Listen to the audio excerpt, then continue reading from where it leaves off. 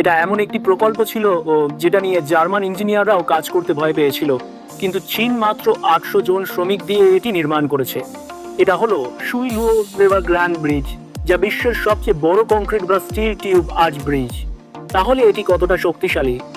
পুরো ব্রিজে ব্যবহার করা হয়েছে C80 still fibre reinforce concrete, যা সাধারণ ব্রিজের উপকরণের তুলনায় প্রায় 4 গুণ বেশি শক্তিশালী। আর সবচেয়ে অবাক করার বিষয় হলো পুরো ব্রিজটি 650 ফুটেরও বেশি গভীর একটি ক্যানিয়নের ওপর ঝুলে আছে। সাইট সার্ভে করার পর জার্মান ইঞ্জিনিয়াররা মনে করেছিলেন এই প্রকল্প অসম্ভব এবং চীনকে এটি বাদ দেওয়ার পরামর্শ দিয়েছিলেন। কিন্তু চীন থেমে যায়নি। তারা ব্যবহার করেছে এক বিশেষ নির্মাণ পদ্ধতি যাকে বলা হয় ক্যান্টিলিভার অ্যাসেম্বলি। এই পদ্ধতিতে ব্রিজের দুই পাশ ধীরে ধীরে বাইরের দিকে বাড়ানো হয়, অনেকটা ব্লক সাজানোর মতো, যতক্ষণ না তারা মাঝ আকাশে এসে একে অপরের সাথে মিলিত হয়। চূড়ান্ত সংযোগের আগে দুই দিক ছিল আকাশে ঝুলে থাকা দুইটি বিশাল বাহুর মতো। এই ধারণাটি 1800 বছর আগে চীনের বিখ্যাত সামরিক কৌশলবিদ ঝুগে লিয়াংয়ের ব্রিজ নির্মাণ কৌশল থেকে অনুপ্রাণিত বলে বলা হয়।